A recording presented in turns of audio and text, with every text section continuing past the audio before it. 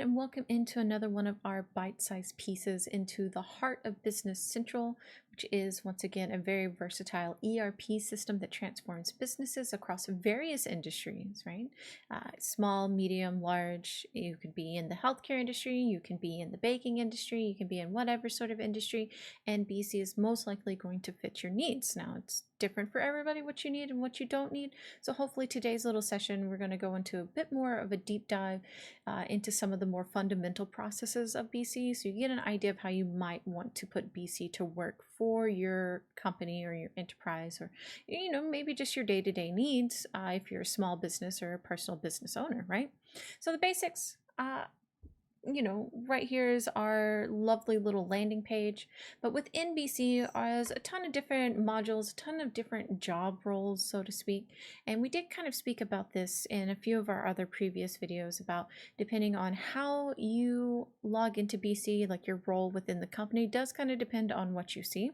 But if you want to see different modules or different modes, all we're going to do first off is go into our little hamburger menu. Now he's up in the little top kind of right header situation, and it's just the three little lines. I call it a hamburger menu because it looks like that to me. So we click into it.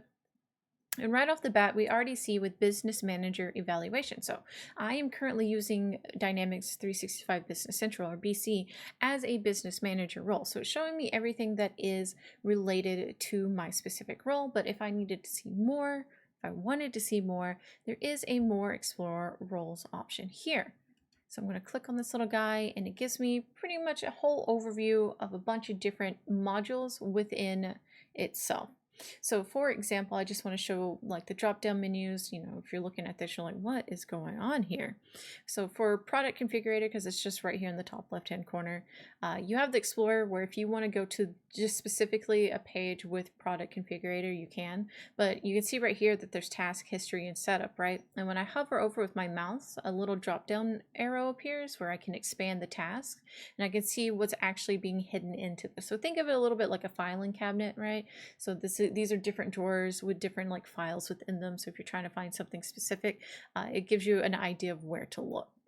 But within Business Central BC, there are a couple of basics that most people are want to use Business Central for. So like project management, manufacturing, and your service and or resource situations, right?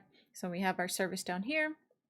We have our project right here, and then obviously manufacturing is kind of in that. It makes a nice little kind of almost triangle if you look at it. But of course you have sales and marketing, resources, human resources, and a lot more. All of this will depend on the role you need. Maybe you'll never look at them, maybe you won't, but it's nice to know where to look if you do happen to need them. So the first thing I'm going to do is I'm going to actually go into the project management situation. I'm going to hit the Explorer so we can just focus on the project itself. I can hit the back button at any time and go back, but so I don't have so much on the screen. Hit the project management, and I want to go into my jobs because I just want to show you some of the project management you can technically do within BC. It doesn't work as a Kanban style board. It kind of is more of like a waterfall type of project method. And so I'm going to click into reception areas right here. So these are like different job tasks. You can see right here the description kind of gives you an idea of what they are. It lets me know if they're open or closed. Search description if I wanted to try to search them within BC, because there is a search function. The more data you have, probably the more job tasks you'll have. So if you want to find something quickly, you can just use the search function. But I'm going to click into right here for reception area models, so it opens up the entire page and I can see more of this. And so here, this is the description. I can change that at any time. So instead of reception area remodels, I can take away the S and just make it a remodel because maybe it's only for one room.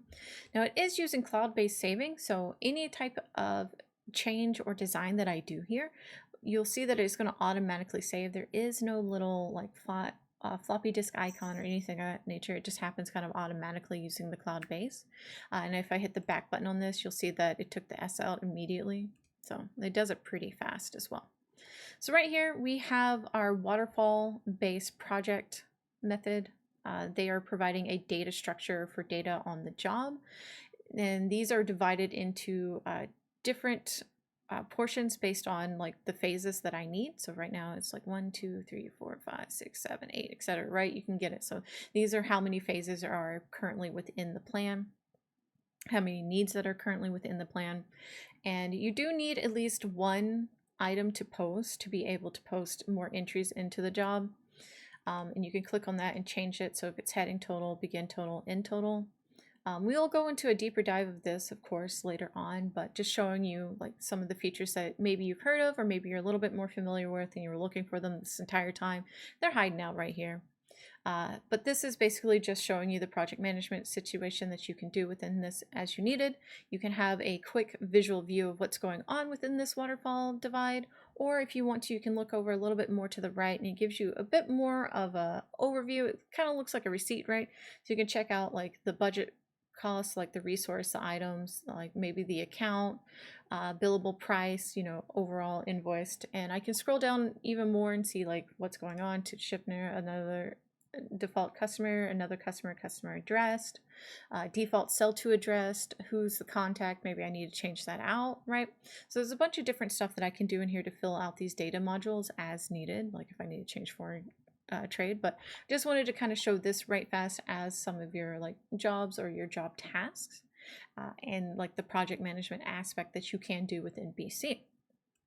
So I can go back out, go all the way back out here, go back into the hamburger menu, go back into explore all roles. So that was within project, right? So within sales and marketing, sorry, I wanted to go to services.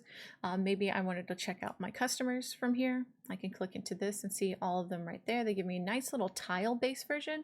But if I wanted to change the view, I have layout options. So maybe if I want them back in the list, you can. That's completely up to you. It's your preference. I tend to prefer tiles because I like seeing like the names and the faces like this. It's just easier for me, but everyone visualizes their data and stuff a little bit differently. If I wanted to add a plus new customer here, I can. If I wanted to check out a specific customer, I can click into them, get more information. Maybe I needed to update who's the contact and who their email is. Very easy to get to here from there as needed. And then going back into all reports again. Well, I'll go back the same way, a hamburger menu. And then if I wanted to go into explore more roles, and we can check in our resources, right? So maybe I want to check out timesheets for, you know, my workers, anything that's going on. I could see, you know, what Terry's doing right here. Click into this and see like the type of job service he's doing, prep for install, support, like when it was supposed to be done, the status it was rejected for whatever reason. I can go to Terry and be like, why was this rejected? So I have all of this information right there. Pretty easy to find as well. Pretty easy, I think, to digest as well. But this is just giving you an idea if you've never seen this before and you're looking at this and you're just like, how do I make sense of what's going on? There's just some very key and quick visual indicators for you and what's going on. So, and I can see the actual budgeted summary and everything over here on the side, activity details and anything I need to see happening. So, and then, yeah, that's pretty much it when it comes to some of the more important modules within Dynamics 365 BC. Hopefully this has been helpful for you. Thank you all so much for being here and taking a chance on this video. I hope you'll find our other videos just as fun and, you know, informative. So have a good one, everyone. We'll see you on the next one.